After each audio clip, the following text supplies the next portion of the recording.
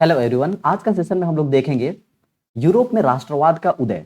तो यूरोप का राष्ट्रवाद का उदय इस चैप्टर से जितना भी क्वेश्चन बनेगा, ऑब्जेक्टिव टाइप क्वेश्चन, उन सभी क्वेश्चन को हम लोग यहाँ पर देखने वाले हैं। और ये क्लास 10 का हिस्ट्री का एक बहुत ही इंपॉर्टेंट चैप्टर है, यूरोप में राष्ट्रवाद का उदय। तो आइए हम लोग स्टार्ट करते हैं आज का सेशन। फर्स्ट नंबर क्वेश्चन है, नेपोलियन बोनापार्ट कौन था? ऑप्शन है जर्मनी का सम्राट, बी ऑप्शन है फ्रांस का सम्राट, रूस का सम्राट, इंग्लैंड का सम्राट। तो इसका सही आंसर हो जाएगा फ्रांस का सम्राट। अगले क्वेश्चन पे चलते हैं। सेकंड नंबर क्वेश्चन है, 1889 ईस्वी में फ्रांस की क्रांति के समय किसका शासन था? ऑप्शन है लुई 14वां, लुई 16वां, लुई 15वां और नेपोलियन। तो इसका सही आंसर हो जाएगा लुई 16वां। तो फ्रांस की क्रांति के समय लुई 16वां का शासन था। आगे चलते हैं थर्ड नंबर पे। थर्ड नंबर क्वेश्चन है हम लोगों का, फ्रांस की क्रांति का अग्रदूत किसे कहा जाता है? ऑप्शन है नेपोलियन, रूसो, दिदरो, वाल्टेयर। इसका सही आंसर है रूसो। सही आंसर हो जाएगा रूसो। चलिए अगले क्वेश्चन पे चलते हैं। फोर्थ नंबर क्वेश्चन है, जुसेप्पे मैत्सिनी का जन्म कब और कहां हुआ था? जुसेप्पे मैत्सिनी का जन्म जो है यह 1807 ईस्वी में जेनेवा में हुआ था। तो इसका जो है फोर्थ नंबर ऑप्शन जो है सही है। 5 नंबर क्वेश्चन देखें, फ्रांस की क्रांति कब हुई थी? फ्रांस की क्रांति जो है यह 1789 में हुआ था और इसका ऑप्शन नंबर फोर्थ जो है इसका सही आंसर है। चलिए नेक्स्ट चलते हैं। सामाजिक उपबंध नामक पुस्तक के लेखक कौन थे? तो इसका ऑप्शन है रूसो, मॉन्टेस्क्यू, दिदरो, वाल्टेयर। इसका सही आंसर हो जाएगा रूसो। आगे चलें। यंग इटली सोसाइटी की स्थापना किसने की थी? ऑप्शन है कैबूर, बिस्मार्क, मेजिनी, गैरी बोल्डी। इसका सही आंसर है मेजिनी।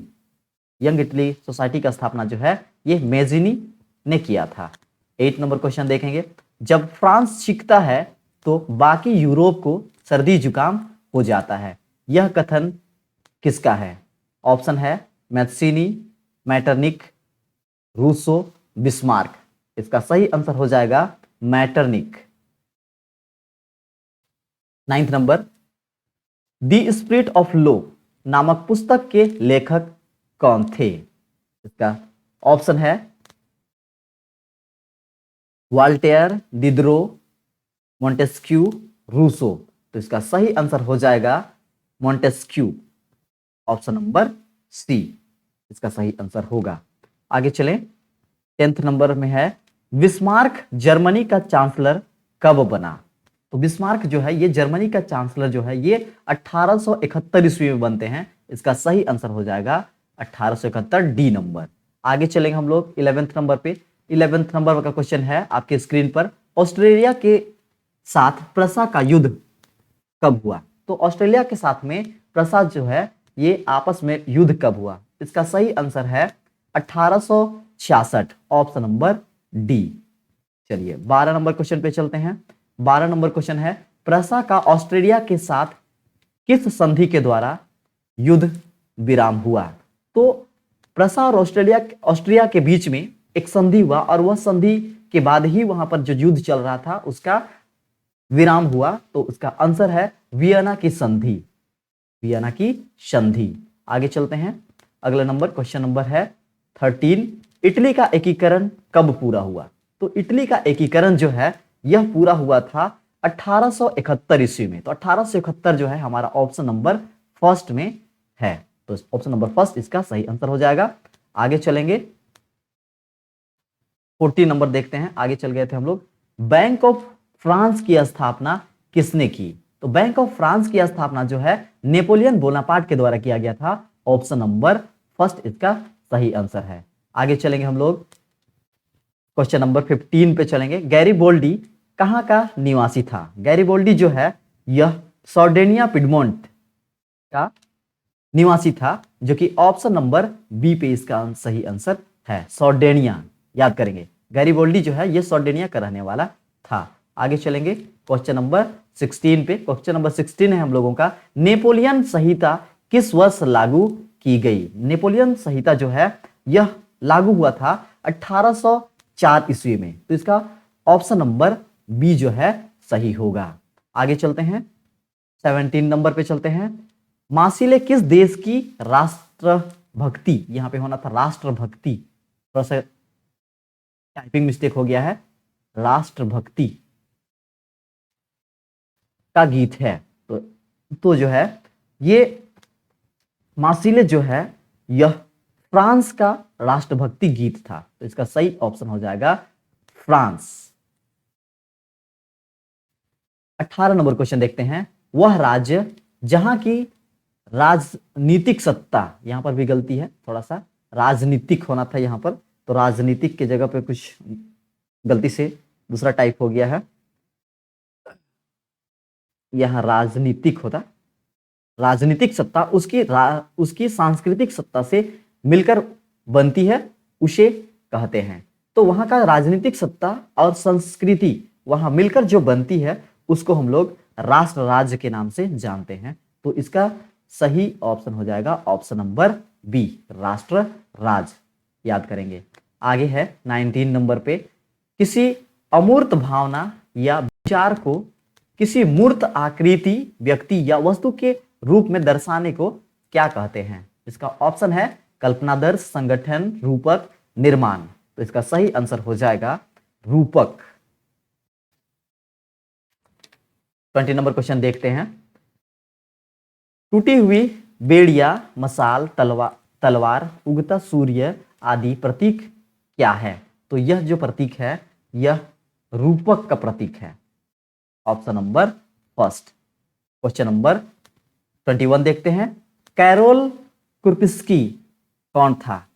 तो कैरोल कुर्पिस्की जो है यह पोलिश राष्ट्रवादी था। तो इसका सही आंसर हो जाएगा ऑप्शन नंबर डी, पोलिश राष्ट्रवादी। क्वेश्चन नंबर 22 देखते हैं। आंखों पर पट्टी बांधे हुए और तराजू लिए हुए महिला किस बात का प्रतीक है? एक महिला को देखे होंगे आप लोग कि वह क्या करती है, आंखों पे पट्टी बांधे हुए है, अपना आंखों में, और तराजू लिए हुए है। तो वह क्या चीज का इंडिकेट करता है, उसका प्रतीक क्या चीज का है? तो न्याय का प्रतीक है, ऑप्शन नंबर फर्स्ट। आगे चलेंगे 23 नंबर। बुर्बो राजवंश का शासन किस देश में था? बुर्बो राजवंश का जो शासन जो था वह फ्रांस में था, फ्रांस से उसका शासन होता था। तो ऑप्शन नंबर सी हो जाएगा इसका सही आंसर। 24 नंबर क्वेश्चन देखेंगे। किस संधि के द्वारा यूनान को एक स्वतंत्र राष्ट्र के रूप में मान्यता मिली? तो एक संधि था कुस्तुनतुनिया की संधि, और उस कुस्तुनतुनिया की संधि के द्वारा ही यूनान को एक स्वतंत्र राष्ट्र के रूप में मान्यता मिली। ठीक है, तो इसका आंसर हो जाएगा कुस्तुनतुनिया की संधि। क्वेश्चन नंबर 25 देखेंगे। फ्रेडरिक सरयू कौन था? तो फ्रेडरिक सरयू जो है एक फ्रांसीसी चित्रकारी था, फ्रेडरिक सरयू। तो इसका सही आंसर हो जाएगा फर्स्ट नंबर, फ्रांसीसी चित्रकारी। 26 नंबर देखेंगे। किसी राष्ट्र की सामूहिक पहचान को क्या कहते हैं? सामूहिक पहचान को क्या कहते हैं? तो राष्ट्र का जो सामूहिक पहचान होता है उस पहचान को हम लोग राष्ट्रवाद के नाम से जानते हैं। इसका सही आंसर हो जाएगा राष्ट्रवाद। अगले नंबर पे चलते हैं हम लोग। क्वेश्चन नंबर 27 है। मारियोन किस देश के राष्ट्रवाद की प्रतीक थी? आप लोग बीच में वीडियो स्किप करके मत जाइएगा, क्योंकि ये जो क्वेश्चन है यह बहुत ही इंपॉर्टेंट है आपके एग्जाम के लिए। 27 नंबर का सही आंसर है फ्रांस। जो मारियोन जो है यह किस देश के राष्ट्रवाद का प्रतीक था? तो मारियोन जो है यह फ्रांस देश की का राष्ट्रवाद का प्रतीक है। 28 नंबर पे हम लोग चलेंगे। वियना की संधि कब हुई थी? तो वियना का जो संधि है यह 1815 ईस्वी में हुआ था। तो इसका सही आंसर हो जाएगा 1815। आगे चलते हैं। वियना सम्मेलन का आयोजन किस वर्ष हुआ था? तो वियना सम्मेलन का आयोजन भी सन 1815 में ही हुआ था। तो यहाँ पे ऑप्शन है 1815, 1830, 1804, 1805। इसका सही आंसर हो जाएगा 1815। चलिए 30 नंबर क्वेश्चन देखते हैं। काउंट काबूर को विक्टर एमानुअल ने किस पद पर नियुक्ति किया था? जो काउंट काबूर जो है, इसको विक्टर एमानुअल जो है ये प्रधानमंत्री के रूप में नियुक्त किया था। तो इसका सही आंसर हो जाएगा सेकंड नंबर, प्रधानमंत्री। आगे चलेंगे हम लोग 31 नंबर क्वेश्चन पे। 31 नंबर क्वेश्चन आपके स्क्रीन पर है। जर्मन राष्ट्र के लिए निम्नांकित में से कौन महिला रूपक है? तो एक महिला रूपक जो है वह कौन है? इसका सही आंसर है जर्मेनिया। इसको याद करेंगे, जर्मन से क्या हुआ है? जर्मेनिया। ठीक है, तो जर्मेनिया जो है वहां का एक महिला रूपक है। अगला नंबर चलते हैं, 32 नंबर क्वेश्चन देखते हैं हम लोग। ऐसी सरकार या शासन व्यवस्था जिसकी सत्ता पर किसी प्रकार का अंकुश नहीं होता था, क्या कहलाता है? उसके सत्ता पर अंकुश नहीं होता था तो हम लोग बोलेंगे निरंकुश। इसका सही आंसर हो जाएगा निरंकुश। ठीक है, 33 नंबर क्वेश्चन देखते हैं। वह विचारधारा जो स्त्री पुरुष की सामाजिक, आर्थिक एवं राजनीतिक समानता पर आधारित हो उसे कहते हैं। उसके आर्थिक, ठीक है, आर्थिक राजनीतिक समानता पर आधारित हो उसको हम लोग बोलेंगे नारीवाद। ऑप्शन नंबर बी इसका सही आंसर हो जाएगा। क्वेश्चन नंबर 34 है। निम्नांकित में से किसे एकीकृत इटली का प्रथम शासक घोषित किया गया था? तो एकीकृत इटली का प्रथम शासक जो है वह था विक्टर एमानुएल द्वितीय। ऑप्शन नंबर डी इसका सही आंसर हो जाएगा। चलिए 35 नंबर क्वेश्चन देखते हैं। जर्मनी को एकजुट करने में किसने अहम भूमिका निभाई? तो जर्मनी को जो एकजुट करने में यह ऑटो वान बिस्मार्क जो है वह बहुत ही बड़ा भूमिका निभाया था। तो इसका सही आंसर हो जाएगा Otto von Bismarck. Option number B.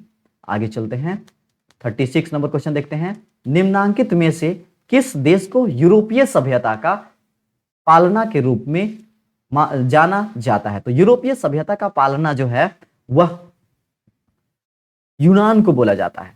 किसको? यूनान को। तो इसका सही आंसर हो जाएगा यूनान।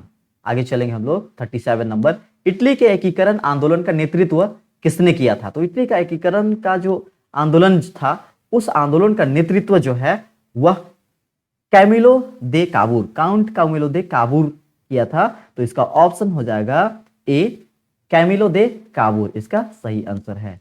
आगे चलेंगे हम लोग 38 नंबर क्वेश्चन देखते हैं। जर्मनी के एकीकरण के लिए बिस्मार्क ने कौन सी नीति अपनाई थी? तो बिस्मार्क जो है यहां पर जर्मनी का एकीकरण के लिए खून और खड्ग इस नीति का को अपनाया था। तो इसका सही आंसर हो जाएगा खून और खड्ग। नेक्स्ट क्वेश्चन देखते हैं हम लोग। क्वेश्चन नंबर है 39। रक्त और लौह की नीति का अवलंबन किसने किया? आपके सामने है ऑप्शन बिस्मार्क, हिटलर, मेजिनी और विलियम। तो रक्त और लौह की जो नीति है उसका अवलंबन करने वाला का नाम था बिस्मार्क। ऑप्शन नंबर फर्स्ट इसका सही आंसर हो जाएगा। क्वेश्चन नंबर 40 देखते हैं। कब यूनान को एक स्वतंत्र राष्ट्र के रूप में मान्यता मिली? तो यूनान को 1832 ईस्वी में, कब? 1832 ईस्वी में एक स्वतंत्र राष्ट्र के रूप में उसको मान्यता मिली थी। तो इसका सही आंसर हो जाएगा ऑप्शन नंबर डी, 1832। आगे चलते हैं 41 नंबर क्वेश्चन देखते हैं। जर्मनी के एकीकरण में प्रमुख भूमिका निभाने वाले बिस्मार्क कहां के चांसलर थे? तो बिस्मार्क जो है ये प्रसा के चांसलर थे। तो ऑप्शन नंबर फर्स्ट इसका सही आंसर हो जाएगा। आगे चलते हैं 42 नंबर क्वेश्चन देखते हैं। फ्रेडरिक सरियू का विषय क्या था? तो फ्रेडरिक सरियू का जो विषय था वह लोकतंत्र था। लोकतंत्र से वे जुड़े हुए थे। तो इसका सही आंसर हो जाएगा लोकतंत्र। Option number A. आगे चलते हैं क्वेश्चन नंबर 43 देखते हैं। 1871 के बाद यूरोप में राष्ट्रवादी तनाव का एक गंभीर स्रोत था। ऑप्शन नंबर है फर्स्ट में जर्मनी क्षेत्र, हाँ ठीक है, जर्मनी क्षेत्र, एशियाई क्षेत्र, बाल्कन क्षेत्र, ऑस्ट्रिया। तो इसका सही आंसर हो जाएगा बाल्कन क्षेत्र। ठीक है, अगला नंबर क्वेश्चन चलते हैं हम लोग, देखते हैं 44 नंबर क्वेश्चन। सोर्डेनिया पिडमोंट का शासक कौन था? तो सोर्डेनिया पिडमोंट का शासक जो है यह विक्टर एमानुएल था वहां पर। ठीक है, तो इसका ऑप्शन नंबर हो जाएगा हम लोगों का फर्स्ट नंबर, विक्टर एमानुएल। अगला चलते हैं हम लोग 45 नंबर क्वेश्चन देखते हैं। राष्ट्रवाद की अवधारणा का जन्म किस घटना से माना जाता है? तो राष्ट्रवाद का जो अवधारणा था वह किस घटना से उत्पन्न हुआ? तो हम लोग यहां पर इसका पहले ऑप्शन देखते हैं। फ्रांस की क्रांति, पुनर्जागरण, धर्म सुधार आंदोलन, इनमें से कोई नहीं। तो इसका सही आंसर होगा फ्रांस की क्रांति। आगे चलते हैं हम लोग 46 नंबर क्वेश्चन देखते हैं। शुल्क एवं जोल्वेराइन की स्थापना किसकी पहल पर की गई थी? तो प्रसा जो है, प्रसा के पहल पर शुल्क और जोल्वेराइन का स्थापना किया गया था। तो इसका सही आंसर हो जाएगा प्रसा। चलिए अगला नंबर क्वेश्चन देखते हैं। 47 नंबर क्वेश्चन है, जर्मनी का एकीकरण कब पूरा हुआ? तो जर्मनी का एकीकरण जो है यह 1871 ईस्वी में पूरा हुआ था। तो इसका सही आंसर हो जाएगा ऑप्शन नंबर सी, 1871। आगे चलेंगे 48 नंबर क्वेश्चन देखेंगे। पहले तुम मनुष्य हो, पहले तुम मनुष्य हो, उसके बाद किसी देश के नागरिक या अन्य कथन किसका है? तो इसका सही आंसर हो जाएगा रूसो। रूसो जो है वह बोलते हैं कि पहले तुम मनुष्य हो, उसके बाद किसी देश का नागरिक हो। तो यह कथन है रूसो का। आगे चलते हैं 49 नंबर क्वेश्चन देखते हैं। विश्वकोश नामक ग्रंथ की रचना किसने की? तो विश्वकोश नामक ग्रंथ की रचना जो है नेकर ने की थी और इसका ऑप्शन नंबर डी जो है यह सही आंसर होगा। चलिए क्वेश्चन नंबर 50 देखते हैं। मतदान के अधिकार को क्या कहा जाता है? तो मतदान के अधिकार को, यह बहुत ही आसान क्वेश्चन है, इसको मताधिकार बोलेंगे। ठीक है, ऑप्शन नंबर बी। चलिए आगे चलते हैं क्वेश्चन नंबर 51 देखते हैं। बास्तिल किले का पतन कब हुआ था? तो बास्तिल किले का पतन जो है ये 1789, ऑप्शन नंबर सी, 1789 में हुआ था।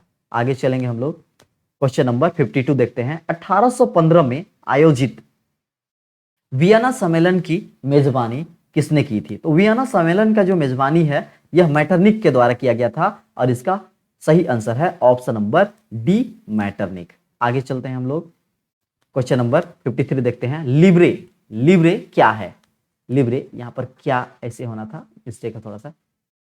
एक्चुअली में देखेंगे तो ऐसा भी हम लोगों का सही है, क्योंकि जब हम लोग यहाँ पे ऐसे लगा देते हैं तो ये भी आधा का ही होता है। ठीक है, इसका ऑप्शन है फ्रांसीसी मुद्रा, फ्रांसीसी कानून, फ्रांसीसी शासन व्यवस्था, फ्रांस में प्रचलित कर व्यवस्था। तो इसका सही आंसर है फ्रांसीसी मुद्रा। लिब्रे जो है यह फ्रांसीसी मुद्रा है। अगला नंबर क्वेश्चन देखते हैं हम लोग। क्वेश्चन है आपके स्क्रीन पर, स्वतंत्रता, समानता एवं बंधुत्व का नारा किस क्रांति की देन है?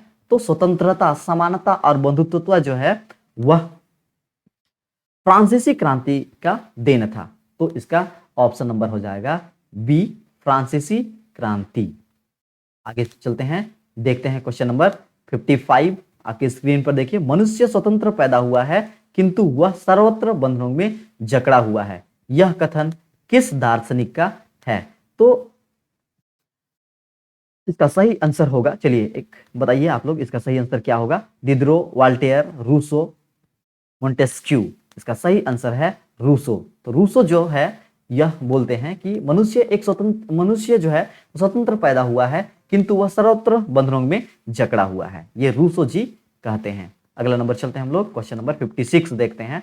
किसके कल्पनादर्श में एक आदर्श समाज की कल्पना की गई है? तो फ्रेडरिक सरयू जो है इसके कल्पनादर्श में एक आदर्श समाज की स्थापना की गई थी और इसका सही आंसर हो जाएगा फ्रेडरिक सरयू, ऑप्शन नंबर डी इसका सही जवाब होगा। चलिए हम लोग 57 नंबर क्वेश्चन देखते हैं। फ्रांस में प्रथम विद्रोह कब हुआ था? तो फ्रांस में प्रथम विद्रोह जो हुआ था वह जुलाई 1830 के ईस्वी में हुआ था। तो इसका सही आंसर हो जाएगा जुलाई 1830, ऑप्शन नंबर ए। आगे चलते हैं हम लोग क्वेश्चन नंबर 58 देखते हैं। निम्न में से किसका विश्वास था कि ईश्वर की मर्जी के अनुसार राष्ट्र ही मनुष्य की प्राकृतिक इकाई थी? तो जुत्सेपे मैत्सिनी जो है ये कहते हैं कि ईश्वर की मर्जी के अनुसार राष्ट्र ही मनुष्य की प्राकृतिक इकाई है। तो इसका सही आंसर हो जाएगा, जुत्सेपे मैत्सिनी बोलते हैं, इसलिए इसका ऑप्शन नंबर सी जो है जुत्सेपे मैत्सिनी इसका सही आंसर हो जाएगा। आगे चलते हैं 59 नंबर क्वेश्चन देखते हैं। 59 नंबर क्वेश्चन है, निम्न में से कौन सी घटना पूरे यूरोप के शिक्षित अभिजात वर्ग में राष्ट्रीय भावनाओं का संचार किया? तो फर्स्ट ऑप्शन है नेपोलियन का आक्रमण, यूनान का स्वतंत्रता संग्राम, फ्रांसीसी क्रांति, और यहाँ डी नंबर जो है आपको थोड़ा सा नहीं दिखाई दे रहा होगा, इटली और जर्मनी का एकीकरण। तो इसका सही आंसर हो जाएगा यूनान का स्वतंत्रता संग्राम, ऑप्शन नंबर बी, यूनान का स्वतंत्रता संग्राम इसका सही आंसर है। आगे देखते हैं क्वेश्चन नंबर 60। 1848 में यूरोपीय देशों के किसान मजदूर किन कारणों से विद्रोह कर रहे थे? तो 1848 ईस्वी में यूरोपीय देशों में किसान जो है यहां पर गरीबी, बेरोजगारी, भूखमरी, इन सभी से ये लोग यहां पर विद्रोह कर रहे थे। तो इसका सही आंसर हो जाएगा ऑप्शन नंबर डी, इनमें से सभी। Thank you for watching.